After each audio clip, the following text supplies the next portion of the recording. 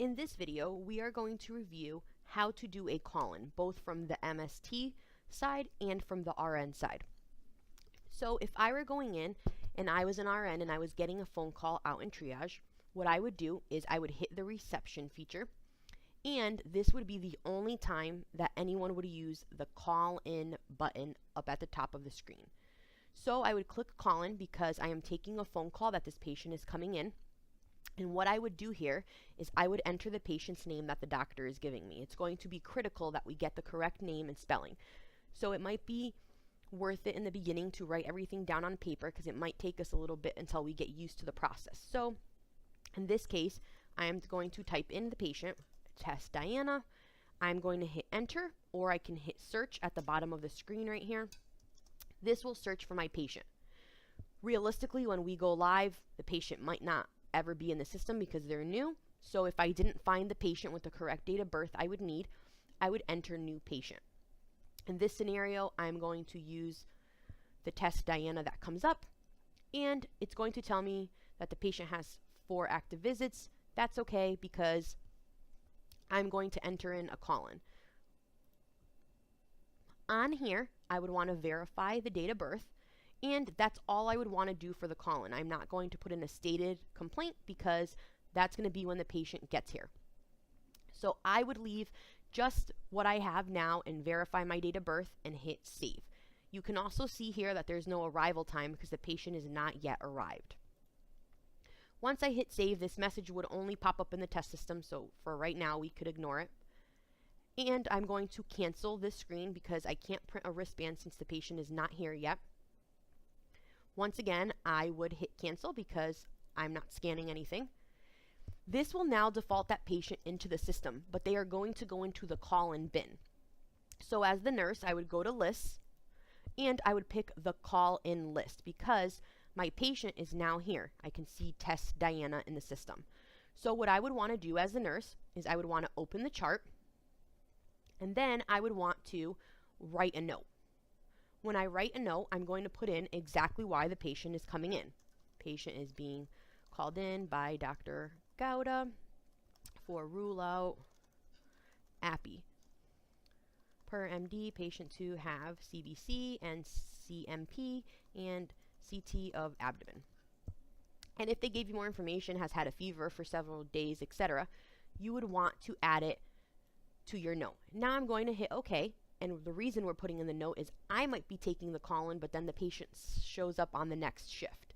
I then would go to orders, and this is always going to show up because this patient hasn't yet been triaged. So I can say, okay, they don't have allergies, height, and weight, not a problem. I would then want to enter orders in for this call-in because the doctor gave me orders on the phone. We are only doing this for our Griffin physicians, meaning if they are a hospitalist here, if they have privileges here, if they're like a resident that's at our clinic, etc. If they are a patient coming from like MedExpress or the walk-in clinic from CVS, we can put in a note of why they're being sent, but we don't ever want to put in orders on those patients because those doctors don't have privileges here.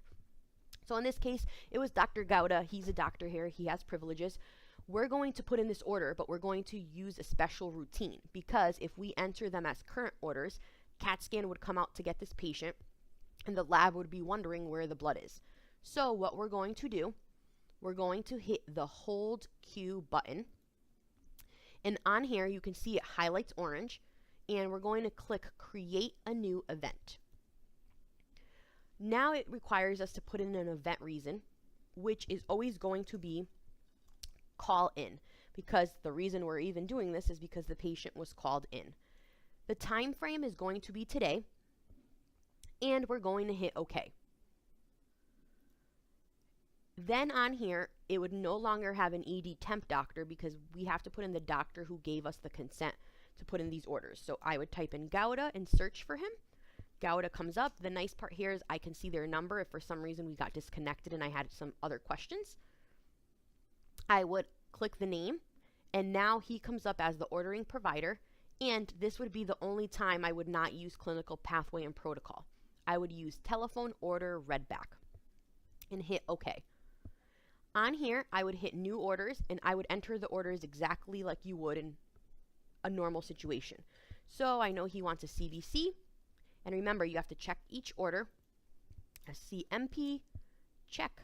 And then I know he wants a CT of the abdomen. And he would tell me, with or without contrast, so within. And now I'm going to hit next. And I can see here I have 3 orders in. But I see my submit button is not available because I still have a red edit that needs more information. So on here, can patient be on monitor for procedure? You would put what to your best knowledge is the option. So in most cases it should be yes, since they're being called in. Mode of transport, we can always default to wheelchair because we're going to assume they might be in the waiting room when they get here. Patient pregnant, you would put if you knew, yes or no. And reason for exam, rule out API. Then you would put nothing for this answer right here because we don't know. And in this case, I'm going to make my patient pregnant no, because otherwise they're not going to be having a CAT scan. And my start time, you're always going to enter the letter A and enter, because that's going to default the start time to activate once the orders are activated. We're going to just hit submit. And now I know that I get a little flag with my hold queue, and my orders are in the future holding bin. That's why it's called a hold queue. And now I do nothing. I would go back to triaging my next patient, or if I had another call-in. And remember, this process up until now is only to be done by the RN. The RN is the only one, with the exception of a physician, that can enter a call-in. Now, if I were the greeter, or let's say I was the nurse that was recepting an ambulance that came in, I would recept them. And even if they tell you I was called in by my doctor, you don't change the process. You never use that call-in feature unless you're taking a call-in on the phone right now to put that patient in the system for the future. So you would look it up the same way by staying under walk-in, which it defaults to automatically, and you would just enter the patient. A lot of times you might not even know that this patient was called in, and they might not even say it. So you'd hit enter, and I'm going to search. In this case, remember this patient's been used a few times, so the name comes up. I would verify the date of birth. And now when I click Test Diana, I'm going to get the message. And what is important to look at, whether you're the greeter or the nurse recepting this patient, is that here where it says area or room bed, you see that there's a call-in. So you know that they have been called in, and I can see that the date is today. I'm going to hit cancel because if I hit OK, it's going to create a new account like it tells me here. And I don't want to create a new account because the patient is already in the call-in feature. So I'm going to hit cancel, and I'm going to hit cancel again. And then I am going to go to my call-in list. If you were on your tracker, you would just go back to your list to go back to call-in. On here now, I am going to find the patient I had just entered. So for example, it was Test Diana. I would then want to activate those orders as the greeter or the nurse recepting the patient. And remember, this process is for when they are here now. So I would start by opening my chart, and I would go right into the order screen. And if I had not been in the order screen, it would give you a message saying that the patient has hold orders, and you can launch right to this screen. What you want to do to activate your orders is you would want to click any of these 2 white boxes and put a check mark in there. Once you do that, you now have the option to activate your orders down below. So I can hit activate. This is going to give you a message saying you are activating all the orders. You're going to hit yes, and you will see that you get a red starred activate, so you know your orders are good to go. You would then go back to the tracker because now you're going to arrive the patient. It is very important we activate our orders first. Otherwise, once we move the patient's status to arrived, the orders would have deleted. So I can see my orders are active because I see that they now become available. And I would go under the status column and click the word call-in, and you're going to change it to arrival. This will default the time to 0 minutes because the patient is now physically here, and that's when the clock starts. What you would do then is you would move the patient's room by going under the room column.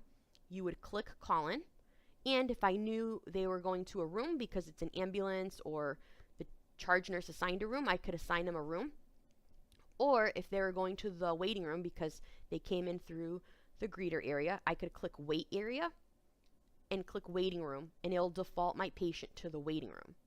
So now when I refresh my list, they're no longer in the call-in section. The last step you would have to do, whether you're the nurse recepting the ambulance or the greeter, is print a bracelet for this patient. And you would do this by hitting the return to. You are going to go to your main menu, and then you are going to go to the Reg Management desktop. Once you're on this screen, you will hit single mode, and then you are going to hit Forms and Card. You will type in your patient's name, so Tess Diana. I will then click the visit I want, which is today, and then on here I would click the wristband because we are no longer printing face sheets. And remember, the Forms Fast is always pre-checked and we ignore it. It needs to stay that way. Then we would click our printer and we would select which printer we want. So for today, I'm going to do Reg 1, and I would hit print. This would then print my bracelet. I would band the patient, and I would be all set and can go on to recepting my next patient, or if I were the nurse, triaging this patient.